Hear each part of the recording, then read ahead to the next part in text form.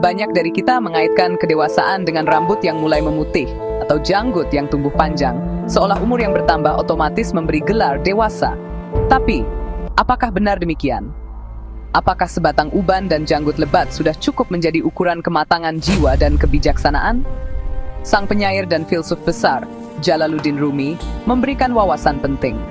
Kedewasaan bukan tentang waktu yang berlalu, melainkan akal yang berani bertanya sebelum menghakimi. Akal yang bisa menahan amarah dan ego sebelum bereaksi, serta akal yang mampu membedakan antara kebenaran sejati dan kebiasaan lama yang tak pernah diuji. Sayangnya banyak orang menua secara fisik, tapi jiwa mereka tetap kanak-kanak, mudah tersinggung, keras kepala. Perbedaan pendapat di musuh, bukan peluang belajar.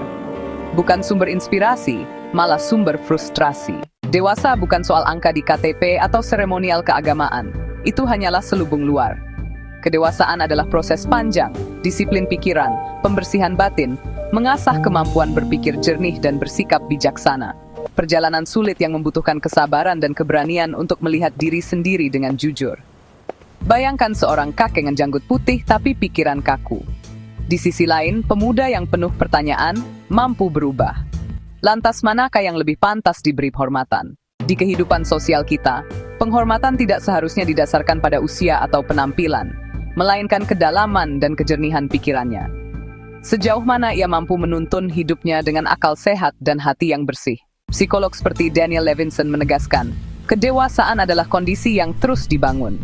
Jangan telat mulai membangun ketangguhan batin dan kejernihan pikiran, berapapun usia Anda. Tantangan untuk kita semua, jadikan kedewasaan sebagai usaha sadar, bukan label yang menempel. Rajut akal, latih kerendahan hati. Bebaskan pikiran dari ego dan kebiasaan buta. Karena pada akhirnya, yang paling dihormati bukan yang paling tua secara fisik, melainkan yang paling jernih akalnya untuk menuntun dirinya dan orang lain menuju kehidupan yang lebih baik. Dedikasikan waktu untuk menjadi dewasa yang sesungguhnya. Karena itu perjalanan hidup paling mulia yang bisa kita tempuh.